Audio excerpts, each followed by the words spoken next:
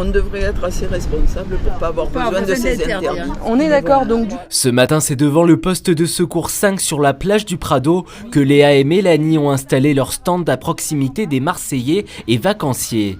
2 fois par semaine sur les plages de Marseille et Cassis, ces 2 éducatrices à l'environnement du Naturoscope viennent à la rencontre de la population pour tenter de mieux l'informer sur la protection de l'environnement par le biais de jeux, mais surtout d'un questionnaire. On mène une petite enquête auprès du public pour discuter avec eux de leur avis et de leur ressenti sur l'espace public, mais aussi sur les services qu'ils vont trouver ici et leur façon d'aborder en fait leur environnement.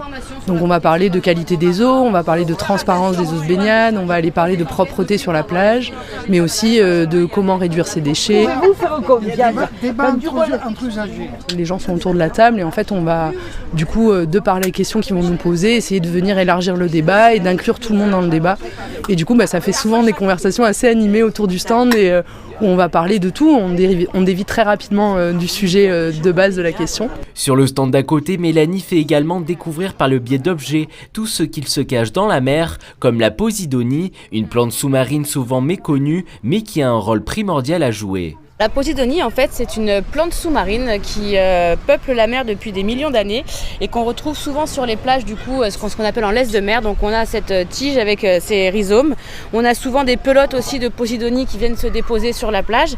Et en fait, c'est une plante qui vit dans la mer depuis très longtemps et qui permet aux poissons de respirer, qui en fait apporte aussi énormément de nutriments en mer et qui va déposer sur la plage souvent ces banquettes de feuilles marron, qui sont en fait les feuilles mortes de cette plante et qui vont protéger le littoral de l'érosion. Donc l'intérêt maintenant de plus enlever ces feuilles mortes, c'est justement de plus avoir à remettre du sable sur les plages. Donc à nous d'apprendre aux gens que cette plante, si elle est là, c'est que c'est bon signe et qu'il faut au contraire la protéger et pas avoir envie de l'enlever des plages. L'année dernière, plus de 2000 personnes ont été sensibilisées à la protection marine et plus de 1000 questionnaires ont été récoltés. Des informations qui permettront au Naturoscope de militer auprès de la municipalité en faveur d'une meilleure qualité des plages et de l'eau.